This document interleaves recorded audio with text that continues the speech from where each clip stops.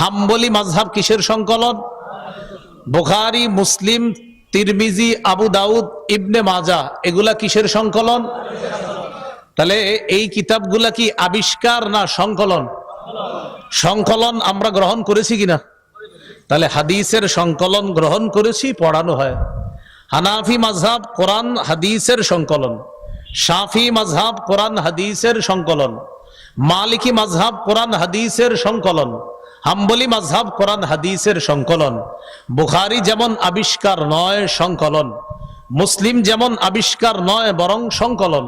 তিরমিজি, আবু দাউদ, নাসাই, ইবনে মাজাহ এগুলো আবিষ্কার নয়, বরং সংকলন। শাফি, হাম্বলি, মালিকি এইগুলা আবিষ্কার নয়, বরং কোরআন সুন্নাহর সুবিন্যস্ত সংকলন। হাদিসের ইমামদেরকেও যেমন আমরা ভালোবাসি, মহব্বত করি, ফিকহের ইমাম যারা তাদেরকেও আমরা ভালোবাসি, তাদেরকেও মহব্বত করি। হাদিসের ইমামরা হাদিস বলে, আর ফিকহের ইমামরা হাদিস কোথায় প্রয়োগ হবে সেটা দেখায় দেয়। হাদিসের ইমামরা বলে এই হাদিস, হাদিসের ইমামরা ঝালাও ভাবে একের পর হাদিস বলতেই থাকবে, বলতেই থাকবে। রাসূলুল্লাহ সাল্লাল্লাহু আলাইহি সাল্লাম এটা বলেছেন, আবু হুরায়রা থেকে বর্ণনা, নবীজি এটা বলেছেন। আব্দুল্লাহ ইবনে মাসউদ রাদিয়াল্লাহু আনহু থেকে বর্ণনা, নবী এটা বলেছেন। আব্দুল্লাহ ইবনে ওমর রাদিয়াল্লাহু আনহুমা থেকে বর্ণনা, নবী এটা বলেছেন। আব্দুল্লাহ ইবনে আব্বাস রাদিয়াল্লাহু আনহুমা থেকে বর্ণনা, নবী এটা বলেছেন। এটা হাদিসের ইমামদের কাজ। ফিকহের ইমামদের কাজ হলো নবী এটা বলেছেন, আল্লাহ কোরআনের আয়াতে এটা বলেছেন। ফিকহের ইমামরা আয়াত এবং হাদিসকে সামঞ্জস্য বিধান করে, যেন কোরআনের আয়াত এবং হাদিসের উপর সুন্দরভাবে একটা সাধারণ মানুষ আমল করতে পারে। ওই কোরআন হাদিসকে একত্রিত করে একটা মতামত পেশ করে যারা, তারা হলো ফিকহের ইমাম, তারা হলো মাযহাবের ইমাম। তাই আমরা কোরআন সুন্নাহ মাযহাবের ইমামের মত নিয়ে মানি। কোরআন সুন্নাহ মানেন আপনারা? হ্যাঁ মানি। কিভাবে মানেন? যে ইমামরা আমাদেরকে আয়াত আর হাদিসের প্রয়োগ যেভাবে দেখিয়ে দিয়েছেন আমরা সেভাবে মানি। ইমাম বুখারী হাদিস বলেছেন, ইমাম মুসলিম হাদিস বলেছেন, নাসাই, তিরমিজি, আবু দাউদ, ইবনে মাজাহ তারা হাদিস বলেছেন। ফিকহের ইমামগণ হাদিস কোথায় ব্যবহার হবে, প্রয়োগ হবে, এটা আমল করে বাস্তবে চোখে আঙ্গুল দিয়ে দেখিয়ে দিয়েছেন। কথা বুঝে আসছে সবার? এই জন্য রাসূল সাল্লাল্লাহু আলাইহি সাল্লামের হাদিসের মধ্যে পাওয়া যাবে বসে প্রস্রাব করা, হাদিসে পাওয়া যাবে দাঁড়িয়ে প্রস্রাব করা। সমাধান মাযহাবের ইমামরা দিবে যে প্রস্রাব আসলে কিভাবে করবা। হাদিসের মধ্যে পাওয়া যাবে নামাজে দাঁড়ানোর পর রাসূল সাল্লাল্লাহু আলাইহি সাল্লাম বলেছেন কাঁধে কাঁধ মিলাইতে, নবীজি বলেছেন এইভাবে কাতার মিলিয়ে দাঁড়াইতে। এখন মিলানোটা আসলে কিভাবে হবে এটা আমরা মতামত নিব ইমামদের থেকে, যে আসলে মিলানোটা কিভাবে সম্ভব। তখন তারা অনেকগুলা হাদিস সামনে রাখে, রাখার পর সবগুলা হাদিস আর আয়াতকে একত্রিত করার পর আমাদেরকে একটা সমাধান দিয়ে দেয়। কারণ সমাধান না দিলে আমরা সাধারণ জনগণ বিপদে পড়বো। এই পৃষ্ঠার মধ্যে আসবে বসে প্রস্রাব করা, পরের পৃষ্ঠায় আসবে দাঁড়িয়ে প্রস্রাব করা, বিপদে পড়ে যাব কোথায়? এবার মাযহাবের ইমামগণ বলবে বসে প্রস্রাব করার ক্ষেত্র হলো এটা, দাঁড়িয়ে প্রস্রাবের ক্ষেত্র হলো এটা। তারা আমাদেরকে হাদিস প্রয়োগের নিয়মটা দেখায় দেয়। তো এখানে আপনার ঝামেলা কোথায়? আমি এটাই বুঝি না। আমি মাঝে মাঝে চিন্তা করি যে আসলে ইমামদেরকে সমালোচনা করা এটা কেন হয়, এটা আমার মাথায় আসে না কখনো। ইমাম বুখারী হাদিসের কাজ করছে, ইমাম আবু হানিফা কোরআন হাদিসের কাজ করছে, ইমাম মুসলিম হাদিসের কাজ করছে, ইমাম মালিক কোরআন হাদিসের কাজ করছে, ইমাম তিরমিজি হাদিসের কাজ করছে, ইমাম শাফি কোরআন হাদিসের কাজ করছে, ইমাম নাসাই, আবু দাউদ, ইবনে মাজাহ তারা শুধু হাদিসের কাজ করে গেছে, ইমাম আহমদ ইবনে হাম্বল কোরআন এবং হাদিসের কাজ করে গেছে। সমস্যাটা কোথায় বলেন? এজন্য আমরা এইভাবে সহজ সহজ বিষয়গুলা আমাদের মাথায় যেন কোনো মানুষ হঠাৎ কোনো ব্যাপারে আমাদেরকে বিভ্রান্ত করতে না পারে। বিভ্রান্ত করতে গেলেই ওলামায়ে কেরামের শরণাপন্ন হব আমরা, বলেন ইনশাআল্লাহ। এরপরে আসেন যারা বলে শুধু কোরআন মানে, এই জাতীয় মানুষগুলার একটা ভিতরগত কথা আছে। যারা শুধু কোরআন মানার কথা বলে তাদের একটা গোপন বিষয় আছে, একটা মিশন আছে। কি? শুধু কোরআনের কথা যারা বলে তাদের একটা মূল মাকসাদ বা উদ্দেশ্য হলো একটা সময় মানুষকে এমন ভাবে মেধা তৈরি করা যেন মানুষকে নামাজ থেকে দূরে সরানো যায়। আপনারা কিভাবে এটা আমার বলতে পারেন যে হুজুর কিভাবে? এটা পুরা কোরআনের কোথাও আপনি পাবেন না আমরা যে নামাজে রুকু করি যেইভাবে এইভাবে রুকু করতে হবে, কোরআনের কোথাও নাই।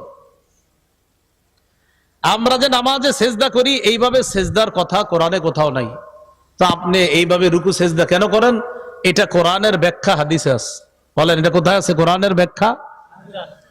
এখন প্রশ্ন এসে যাবে, হুজুর কোরআনের কথা এটা যে হাদিসের মধ্যে ব্যাখ্যা আছে, হাদিস যে মানতে হবে, এটা কি কোরআনের কোন আয়াতে আছে? হ্যাঁ, এটাও আছে। সূরা হাশরের 7 নম্বর আয়াতে আছে। আল্লাহ বলেছেন, মা আতা কুমুর রসুলু ফাখুজু, রসুল যা দেন তা গ্রহণ করো। অমা নাহাকুম আনহু ফান্তাহু, যা থেকে নিষেধ করে তা থেকে বিরত থাকো। খুব সহজে বুঝেন। শুধু কোরআন মানে যারা, এই জাতীয় লোক যদি এসে আপনারে বুঝায় শুধু কোরআন মানো হাদিস মানবা না, তখন আপনারে বুঝাইবে কোরআন কি যথেষ্ট না, আপনারে বলবেন, আপনি চিন্তায় পড়ে যাবেন যে কোরআন কি আসলে হ্যাঁ কোরআন তো আসলেই যথেষ্ট। তাহলে আপনারে বলবে, তো মিয়া আল্লাহর কোরআন কি তোমার জন্য যথেষ্ট না? নবী না, আল্লাহরা নবীর উপর আয়াত নাজিল করছে, আল-ইয়াউমা আকমালতু লাকুম দীনাকুম ওয়া আতমামতু আলাইকুম নি'মাতি ওয়া রাদিতু লাকুমুল ইসলামা দীনা, আজ আমি দিন পরিপূর্ণ করে দিলাম। তো আল্লাহ না এই আয়াত নাজিল করছে, এই আয়াত নাজিল করার পরেও তোমরা কেন বুঝো না যে কোরআনই শুধু যথেষ্ট, আবার হাদিস কেন মানবা? এখন আপনারাও কিন্তু বিপদে পড়বেন। ঠিকই তো, আপনারা জবাব দিবেন সুন্দরভাবে এইভাবে, বলেন আমরা কোরআনের কথা অনুযায়ী, সবাই বলেন, বলেন কোরআন অনুযায়ী হাদিস মানি। আর একটু বাড়ায় বলবেন, বলেন কোরআনের নির্দেশনা অনুযায়ী হাদিস মানি। বলেন তো আমরা হাদিস মানি কিসের নির্দেশনা অনুযায়ী? এখন আপনারা বলবে কোরআনের কোন জায়গায় আছে হাদিস মানার কথা? তখন বলবেন সূরা হাশরের 7 নম্বর আয়াতে আছে। আল্লাহ বলেছেন, রসুল যা দেন তা গ্রহণ করো, যা থেকে নিষেধ করে তা থেকে বিরত থাকো। আমাদের নবী আমাদেরকে কোরআনও দিয়ে গেছে, সুন্নাও দিয়ে গেছে। কোরআন মানতে হবে, এটা আল্লাহ কোরআনে বলে দিয়েছে। সুন্নাহ মানতে হবে, এটাও আল্লাহ কোরআনে বলে দিয়েছে। অতএব কোরআন আর হাদিস মানা মানিও কোরআন মানা, কোরআন মানা মানি হাদিস মানা, আর কোরআন হাদিস মানা মানিও কোরআন হাদিস মানা। যদি আপনারে বলে, এই মিয়া শুধু কোরআন মানলে আবার হাদিস কিভাবে মানা হয়, আপনি বলবেন, ভাই কোরআনের সবগুলো আয়াত মানেন কিনা? যদি বলে হ্যাঁ। সূরা হাশরের 7 নম্বর আয়াত মানেন কিনা? যদি বলে হ্যাঁ, তো 7 নম্বর আয়াতে আছে নবী যা দেন তা গ্রহণ করেন, অতএব নবী যে হাদিস দেন এটা গ্রহণ করেন। তো এই জন্য আপনারা এই বিষয়গুলা মাথায় রাখলে আশা করি সহজ হয়ে যাবে ইনশাআল্লাহ। আল্লাহ আমাদের সকলকে এই কথাগুলা মনে রাখার তৌফিক দান করেন। তাহলে বলেন তো মাযহাব অর্থ কি? মাযহাব মানা যাবে না। যদি কেউ বলে, আপনি বলবেন এটা কার মতে মানা যাবে না? বলবে অমুকের মতে। আপনি বলবেন মতের আরবি কি? এর জিজ্ঞেস করবেন। তারপরে যদি না বলতে পারে আপনি বলে দিবেন, বলেন তো মতের আরবি কি? তো যদি তার মাযহাব মানা না যায় তার মতে, তো আপনি বলবেন তার মতে তার মাযহাব মানা যাবে না, তো তুমি জানো মতের আরবি কি? তো বলবে মতের আরবি কি? তো আপনি বলবেন মাযহাব, তো তার মাযহাবও তো মানা যাবে না, অতএব তার কথাও মানি না। এই জন্য এগুলা মনে রাখলে সহজ হয়ে যায়। তো এইগুলা আসলে ঝগড়ার বিষয় না, কিছু সূক্ষ্ম সূক্ষ্ম বিষয় মনে রাখবেন, তাহলে বিষয়গুলা সমাধান হয়ে যাবে ইনশাআল্লাহ।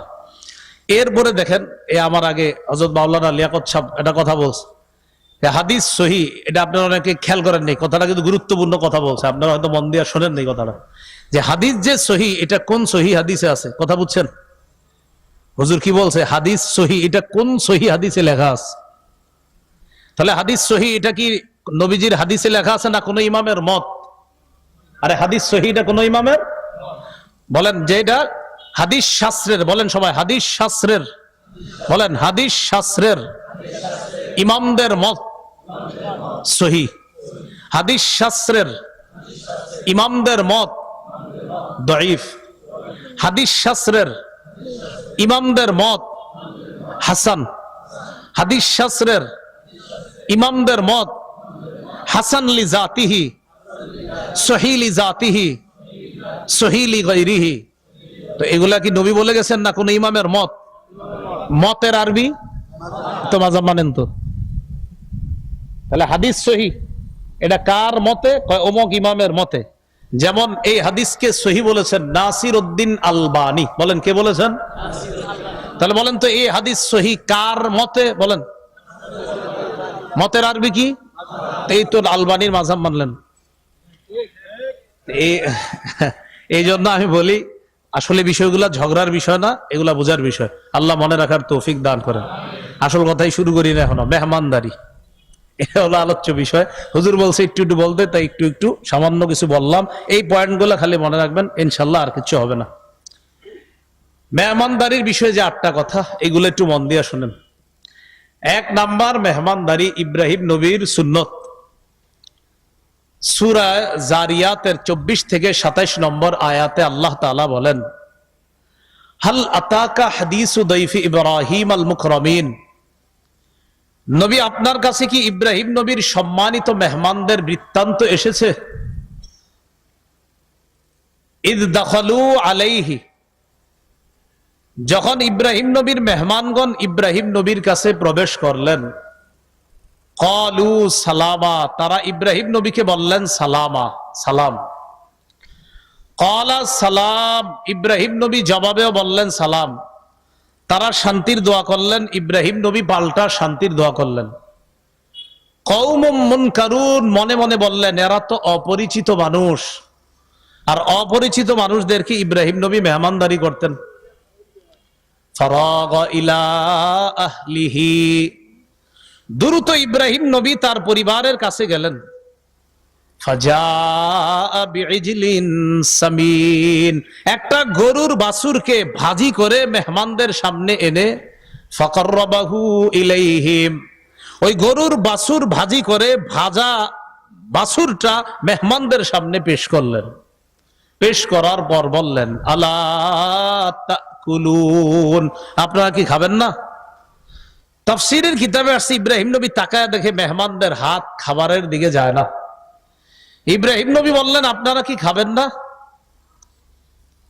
তো মেহমানরা ইব্রাহিম আলাইহিস সালাতু ওয়াস সালামের হালাত বুঝতে পারছে। ফাআউজাসা মিনহুম খীফা, ইব্রাহিম নবী মনে মনে ভয় পেয়ে গেছে, কি ব্যাপার, এই মেহমান আবার কারা? মেহমানরা বুঝে ফেলছে ইব্রাহিম নবী যে ভয় পেয়েছে। তখন তারা বললেন, ক্বালু লা তাখাফ, আপনি ভয় পাবেন না, ভয়ের কিছু না, আমরা সাধারণ মেহমান না, দুনিয়ার কোনো মানুষ না, আমরা আল্লাহর ফেরেশতা। তারা দুটি উদ্দেশ্যে পৃথিবীতে আসছে। 1 নাম্বার, ইব্রাহিম নবীর স্ত্রী সারা আলাইহাস সালাতু ওয়াস সালামকে এই সুসংবাদ দেওয়ার জন্য যে তার একটা সন্তান হবে ইসহাক নামে। 2 নাম্বার, ইব্রাহিম নবীর ভাতিজা লূত আলাইহিস সালামের সম্প্রদায়কে ধ্বংস করার জন্য আসছে। ইব্রাহিম আলাইহিস সালামের একজন ভাই আছে, ভাইয়ের নাম হারান। এই হারানের ছেলের নাম লূত আলাইহিস সালাতু ওয়াস সালাম, সেই সম্পর্কে ইব্রাহিম নবীর ভাতিজা। আয়াত থেকে আমরা ইব্রাহিম নবীর মেহমানদারির আলোচনা পাইলাম। সারা জীবন মনে রাখবেন, রাসূলুল্লাহ সাল্লাল্লাহু আলাইহি ওয়াসাল্লাম বলেন, কানা আউওয়ালা মান দাইয়াফাদ দাইফা ইব্রাহিম আলাইহিস সালাতু ওয়াস সালাম, সর্বপ্রথম পৃথিবীতে যিনি মেহমানদারির প্রচলন করেছেন তিনি ইব্রাহিম আলাইহিস সালাতু ওয়াস সালাম। তাহলে কোন নবী মেহমানদারির প্রচলন করেছে? ইব্রাহিম নবী। মেহমানদারি তাহলে কার মাযহাব? এখান থেকে শুরু হয়। এটা বিষয়টা মানে একটা সহজ বিষয়, কিন্তু শুধু শুধু এটারে কঠিন বানায়। ও ইব্রাহিম আলাইহিস সালাতু ওয়াস সালাম মেহমানদারির প্রচলন করেছেন সর্বপ্রথম। এরপরে রাসূলুল্লাহ সাল্লাল্লাহু আলাইহি সাল্লামের মেহমানদারি। সহিহ বুখারীর 3 নম্বর হাদিস। হেরা গুহায় নবীজি সাল্লাল্লাহু আলাইহি সাল্লাম অবস্থান করতেছে। জিবরাইল আলাইহিস সালাতু ওয়াস সালাম আসলেন, আসার পর বললেন, ইকরা, পড়েন। নবীজি বললেন, মা আনা বিকারিইন, আমি পড়তে পারি না। এইভাবে কয়েকবার চাপ দেওয়ার পর বললেন, ইকরা বিসমি রাব্বিকাল্লাযী খালাক, পড়েন প্রভুর নামে যিনি সৃষ্টি করেছেন। আল্লাহ তাআলা রাসূলুল্লাহ সাল্লাল্লাহু আলাইহি সাল্লামের জবানে সূরা আলাকের 5টি আয়াত আল্লাহ উচ্চারণের ব্যবস্থা করে দিলেন। এইবার মূল আলোচনাটা দেখেন, আমাদের নবীর মেহমানদারির বিষয়টা, নবুয়ত প্রাপ্তি, যে আল্লাহ তাআলা তার নবুয়তের প্রকাশ ঘটিয়েছেন, এই নবুয়তের প্রকাশ ঘটানোর আগেই নবীজি সাল্লাল্লাহু আলাইহি সাল্লামের মেহমানদারির অভ্যাস ছিল। ফারাজা বিহা ইয়ারজুফু ফুআদু, নবীজির অন্তর কাঁপতেছে, পরিবারের কাছে আসছে। আসার পর বললেন, জাম্মিলুনি জাম্মিলুনি, আমাকে চাদর দিয়ে ঢাকো তাড়াতাড়ি। ফাজাম্মালুহু, তারা পরিবারের সদস্যরা নবীজিকে চাদর আবৃত করলো, বস্ত্রাবৃত করলো। করার পর সুম্মা ক্বালা লি খাদিজা আও আখবারাহাল খবরা, জিবরিল আমিনকে নবীজি দেখলেন। পুরা ঘটনাগুলো আল্লাহ নবী আম্মাজান খাদিজাকে খুলে বললেন। বলার পর বললেন, খাদিজা লাকাদ খাশিতু আলা নাফসি, আমি নিজের উপর আশঙ্কা করতেছি খাদিজা, আমার নফসের উপরে আমি আশঙ্কা করতেছি। খাদিজাতুল কুবরা রাদিয়াল্লাহু তাআলা আনহা আমাদের নবীকে বললেন, কাল্লা ওয়াল্লাহ মা ইউখজিকাল্লাহু আবাদা, কখনো না, আল্লাহর কসম, আল্লাহ আপনাকে কখনো লাঞ্ছিত করবে না। কেন করবে না লাঞ্ছিত? কিছু গুণ আছে আপনার, এই গুণ যাদের মধ্যে থাকে তারা রহমতের চাদরে আবদ্ধ থাকে, তাদেরকে আল্লাহ লাঞ্ছিত করে না। কি গুণ? 1 নম্বর, ইন্নাকা লাতাসিলুর রাহিম, আপনি রক্তের সম্পর্ক রক্ষা করেন। 2 নম্বর, ওয়াতাহমিলুল কাল্লা, আপনি অসহায় দুস্থদের বোঝা বহন করেন। 3 নম্বর, ওয়াতাকসিবুল মা'দুম, নিঃস্ব যারা তাদের সহযোগিতায় আপনি এগিয়ে যান। 4, ওয়াতাকরিদ দাইফা, আপনি মেহমানদারি করেন। 5, ওয়াতুঈনু আলা নওয়াইবিল হক, সত্যের পথে চলতে গিয়ে যারা বিপদগ্রস্ত হয়, দুর্দশাগ্রস্তের মধ্যে পড়ে যায়, আপনি তাদের সহযোগিতা করেন। এই গুণ আপনার মধ্যে আছে। এর মধ্যে একটা হলো মেহমানদারি করা। নবুয়তের প্রকাশ ঘটার আগে থেকেই নবী মেহমানদারি করতেন। আম্মাজান খাদিজা বলেন, এই গুণওয়ালা যেই মানুষ, তাকে আল্লাহ লাঞ্ছিত করতে পারেন না, আল্লাহ আপনাকে লাঞ্ছিত করবে না। তাহলে আমাদের নবীর মেহমানদারি, এটা গেল আজকের আলোচনার দ্বিতীয় আলোচনা। 3, সাহাবীদের মেহমানদারি, রাসূলুল্লাহ সাল্লাল্লাহু আলাইহি সাল্লামের সাহাবীদের মেহমানদারি। এই ব্যাপারে 3টা বর্ণনা আপনাদেরকে শোনাই। সহিহ বুখারীর বর্ণনা 3798 নম্বর হাদিস। এই হাদিসের মধ্যে আসছে, عن أبي هريرة رضي الله تعالى عنه قال أن رجلا أتى النبي صلى الله عليه وسلم, আবু হুরায়রা রাদিয়াল্লাহু তাআলা আনহুর বর্ণনা, এক মেহমান নবীর কাছে আসলেন। আসার পর ফাবাআথা ইলা নিসাইহি, রাসূলুল্লাহ সাল্লাল্লাহু আলাইহি সাল্লাম তার স্ত্রীদের কাছে খবর পাঠাইলেন, ঘরে মেহমানদারি করার মতো কোনো খাবার আছে কিনা এই কথা জানার জন্য সব বিবিদের ঘরে খবর পাঠাইলেন। ফাকুলনা মা ইনদানা ইল্লাল মা, সব বিবিরা খবর পাঠাইলেন, আমাদের সবার ঘরে পানি ছাড়া আর কিচ্ছু নাই। সমস্ত বিবিদের ঘরে পানি আছে, আর কিচ্ছু নাই। তো নবীজির আয়েশা সংবাদ জানাইছে, হুজুর পানি ছাড়া আর কিচ্ছু নাই। নবীজি তখন একটা ঘোষণা করলেন, মাইয়াজুম্মু হাযা আও ইউদিফু হাযা, তোমাদের মধ্যে কে আছে আমার এই মেহমানকে মেহমানদারি করবা? ফাকালা রাজুলুম মিনাল আনসার আনা ইয়া রাসূলুল্লাহ, এক আনসারী সাহাবী দাঁড়িয়ে বললেন, হুজুর আমি আছি, আমি আপনার মেহমানকে মেহমানদারি করব। মুহাদ্দিসিনে কেরামের অনেকে লিখেছেন, এই আনসারী সাহাবী দ্বারা যিনি উদ্দেশ্য তিনি হলেন আবু তালহা রাদিয়াল্লাহু তাআলা। বলেন তো একজন আনসারী, হাদিসে আসছে একজন আনসারী। মুহাদ্দিসিনে কেরাম এই হাদিসে এক ব্যক্তি দ্বারা কারে উদ্দেশ্য করেন? আবু তালহা।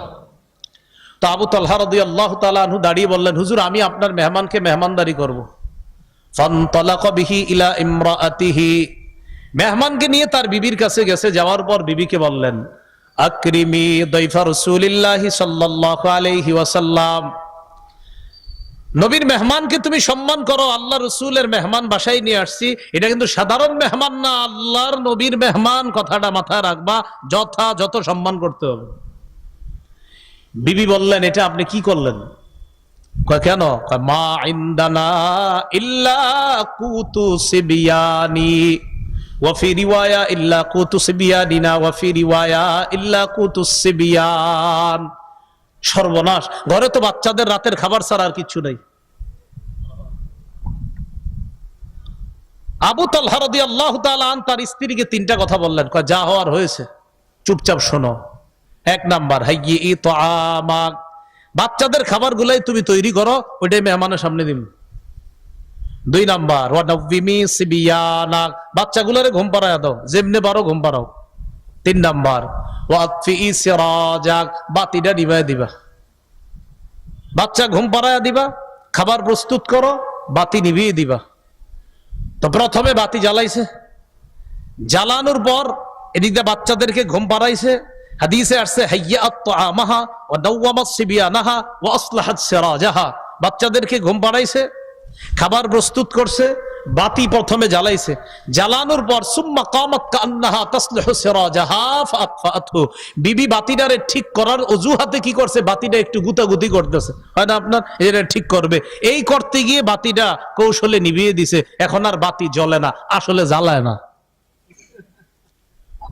তো হাদিসে যে বাক্যটা আসছে এটা আপনাদেরকে আমি শোনাই কি আসছে, ফাজআলা ইউরিয়ানিহি আন্নাহুমা ইয়াকুলান, স্বামী স্ত্রী দুইজন মেহমানকে বুঝাইতেছে আপনিও খান আমরাও খাইতেছি, অন্ধকার মেহমান খাইতেছে, এদিক দিয়ে স্বামী স্ত্রী দুইজন বুঝাইতেছে আপনিও খান আমরাও খাইতেছি, তারাও খাওয়ার অভিনয় করতেছে।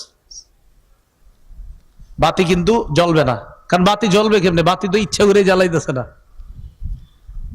তো মেহমানদারির পর্ব শেষ, যা হবার হয়েছে। ফালাম্মা আসবাহা গাদা ইলা রাসূলিল্লাহি সাল্লাল্লাহু আলাইহি ওয়াসাল্লাম, সকালে নবীজির কাছে গেছে, যাওয়ার পর নবীজি সাহাবীর দিকে তাকায় বলে, লাকাদ আজিবাল্লাহ মিন সানিইকুমা বিদাইফিকুমা লাইলা ওয়া ফি রিওয়ায়াতিন উখরা দাহিকা রাব্বুনা আল-লাইলা দাহিকাল্লাহুল লাইলা। কি ব্যাপার, তুমি আর তোমার বিবি গত রাতে মেহমানের সাথে কি করেছ? তোমাদের এই সুন্দর কর্মকাণ্ড আর মেহমানদারিতে আল্লাহ এত খুশি হয়েছে, খুশিতে আল্লাহ হেসে দিয়েছে। এ হলো সাহাবীদের মেহমানদারি। শুধু তাই না, আল্লাহ কোরআন আয়াত নাজিল করছে সূরা হাশরের 9 নম্বর আয়াত, ওয়ায়ুসিরুনা আলা আনফুসিহিম ওয়ালাউ কানা বিহিম খাসাসা। সাহাবায়ে কেরামের অবস্থা এমন, তারা নিজেদের প্রয়োজন থাকা সত্ত্বেও অন্যদেরকে নিজেদের উপর তারা প্রাধান্য দেয়। এই হলো সাহাবায়ে কেরামের মেহমানদারির একটা দৃষ্টান্ত বললাম। আর একটা দৃষ্টান্ত শুনি আমরা, ইবনে আবিদ দুনিয়া তার কিতাবে আনছে 20 নম্বর হাদিস, তিনি আসহাবে সুফফার ব্যাপারে একটা বর্ণনা আনছে। আসহাবে সুফফা হলো মদিনায় নবীজি সাল্লাল্লাহু আলাইহি সাল্লামের প্রতিষ্ঠিত মাদ্রাসা, মাদ্রাসাতুস সুফফার ছাত্ররা, তাদেরকে আসহাবে সুফফা বা আহলুস সুফফা বলা হয়। মনে রাখতে হবে, আমাদের মক্কায় নবীজির প্রথম মাদ্রাসা প্রতিষ্ঠিত দারুল আরকাম, আর মদিনার মাদ্রাসাটা মাদ্রাসাতুস সুফফা। হজে উমরায় যারা গিয়েছেন বা যারা যাবেন ইনশাআল্লাহ, মসজিদে নববীর এক সাইডে দেখবেন পিতলের কালারের শিকল দিয়ে একটা জায়গা সুন্দর করে একটু ঘেরাও করা আছে, এটাই হলো সেই মাদ্রাসাতুস সুফফা। এখানেই সাহাবায়ে কেরামকে আল্লাহ রাসূল সাল্লাল্লাহু আলাইহি সাল্লাম ক্লাস করাইতেন। ওই মাদ্রাসারই ছাত্র আবু হুরায়রা রাদিয়াল্লাহু তাআলা। তো তিনি মুহাম্মদ ইবনে সিরিন থেকে একটা বর্ণনা, সেই বর্ণনা আসছে, কানা আহলুস সুফফাতি ইযা আমসাও, নবীজির ছাত্ররা আহলুস সুফফা আবা আসহাবে সুফফা বাসী তারা যখন রাত হইতো, ফানতালাকার রাজুলু বির রাজুল ওয়ার রাজুলু বির রাজুলাইন ওয়ার রাজুলু বিল খামসা, এক সাহাবী একজন ছাত্রকে বাসায় নিয়ে যেতেন, কোন সাহাবী দুইজনকে বাসায় নিয়ে যেতেন, কোন সাহাবী 5 জন ছাত্র বাসায় নিয়ে যেতেন, কোন সাহাবী একজন রে, কোন জন দুইজনকে, আপনারা যেমন এই লজিং খাওয়ান না, লজিং জায়গির, তো কোন সাহাবী একজনকে বাসায় নিয়ে যেতেন, কেউ আবার 2 জনকে, কেউ আবার 5 জনকে। ওয়া আম্মা সাদ ইবনে উবাদা ফাকানা ইয়ানতালিকু বিসামানিনা কুল্লা লাইলা, নবীর সাহাবী সাদ ইবনে উবাদা প্রতি রাতে 80 জন সাহাবীকে মেহমানদারি করতেন। কয়জন? এগুলো সাহাবীর মেহমানদারির দ্বিতীয় দৃষ্টান্ত। আর একটা দৃষ্টান্ত ইবনে আবিদ দুনিয়া 49 নম্বর হাদিসে আনছে তার কিতাবে, ইবনে ওমর রাদিয়াল্লাহু আনহুমার বক্তব্য, আন আব্দুল্লাহ ইবনে ওমর রাদিয়াল্লাহু তাআলা আনহুমা আহাব্বুত তাআমি ইলাল্লাহ মা কাসুরাত আলাইহিল আইদি, যেই খাবারের মধ্যে সবচেয়ে বেশি হাত পড়ে এই খাবার আল্লাহর কাছে সবচেয়ে পছন্দনীয়। অর্থাৎ যেই খাবারে মেহমান বেশি হয় ওই খাবার আল্লাহর কাছে সবচেয়ে পছন্দনীয়। এইগুলো আলোচনার 3 নম্বর আলোচনা। 1 নম্বর মেহমানদারি কোন নবীর সুন্নত, 2 নম্বর আমাদের নবীর সুন্নত, 3 নম্বর সাহাবায়ে কেরামের সুন্নত, 4 মেহমানদারির গুরুত্ব। এই ব্যাপারে আপনাদেরকে কিছু বর্ণনা শোনাই। মেহমানদারির গুরুত্ব সম্পর্কে শুধুমাত্র কয়েকটি হাদিস আমরা শুনলে বুঝে আসবে মেহমানদারির কি পরিমাণ গুরুত্ব। সহিহ বুখারীর 6475 নম্বর হাদিস, এই হাদিসের মধ্যে আসছে قال رسول الله صلى الله عليه وسلم من كان يؤمن بالله واليوم الآخر রাসূলুল্লাহ সাল্লাল্লাহু আলাইহি সাল্লাম বলেন যে আল্লাহ বিশ্বাস করে আখিরাত বিশ্বাস করে ফালইউকরিম দাইফা সেজন্য মেহমানকে সম্মান করে। লম্বা হাদিস, হাদিসের সর্বশেষ বাক্যটা ফালইউকরিম দাইফা। যে ব্যক্তি আল্লাহ বিশ্বাস করে আখিরাত বিশ্বাস করে সেজন্য মেহমানকে সম্মান করে। তাহলে আল্লাহ বিশ্বাস করে আখিরাত বিশ্বাস করে, নবী বলেন সে যেন মেহমানকে সম্মান করে। এটা হাদিস এতটুকুই গুরুত্ব বুঝে আসে যে ঈমান মানে মেহমানকে সম্মান করা, এটা একজন মুমিনের ঈমানের পরিচয়। মেহমানকে সম্মান করা এটা কিসের পরিচয়? ঈমানের। আরেকটি হাদিস শুনি, সহিহ বুখারীর 1975 নম্বর হাদিস। 1975 বাংলাদেশ স্বাধীন হয়েছে কয় সালে? 1971। আর এই হাদিস নাম্বারটা 1975। এটা বললাম যাতে একটু মনে থাকে আপনাদের। তো যাই হোক, এই হাদিসের মধ্যে আসছে রাসূলুল্লাহ সাল্লাল্লাহু আলাইহি সাল্লামের একজন সাহাবী নাম আব্দুল্লাহ ইবনে আমর ইবনুল আস রাদিয়াল্লাহু আনহুমা। তিনি কি করতেন? প্রতি রাত খালি তাহাজ্জুদ পড়তেন আর প্রতিদিন নফল রোজা রাখতেন। নবীজির কাছে তার ব্যাপারে অভিযোগ গেল, বিবির কোনো খোঁজ রাখে না আর সারাদিন শুধু নফল রোজা রাখে, সন্তানাদিকে কোথায়, পরিবারের তেমন খোঁজ খবর রাখে না। নবীজি ডাকলেন, এদিকে আসো। ডাকার পর বললেন, কি ব্যাপার? আমার কাছে এই সংবাদ আসছে, আন্নাকা তাকুমুল লাইলা ওয়া তাসুমুন নাহার, তুমি সারা রাত নফল পড়ো আর সারাদিন নাকি রোজা রাখো, কথা সত্য?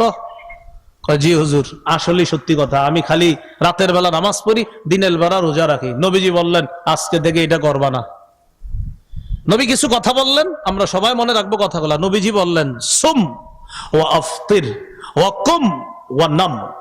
রাসূলুল্লাহ সাল্লাল্লাহু আলাইহি সাল্লাম বললেন, সুম মাঝে মাঝে নফল রোজা রাখো, ওয়া আফতির মাঝে মাঝে নফল রোজা রাখো না, ওয়া কুম রাতের কিছু অংশে তাহাজ্জুদ পড়ো, অনাম কিছু অংশে ঘুমাইবা। এর মানে নফল রোজা মাঝে মাঝে রাখবা, মাঝে মাঝে রাখবা না। রাতের বেলা কিছু অংশ ঘুমাইবা, কিছু অংশ তাহাজ্জুদের নামাজ পড়বা।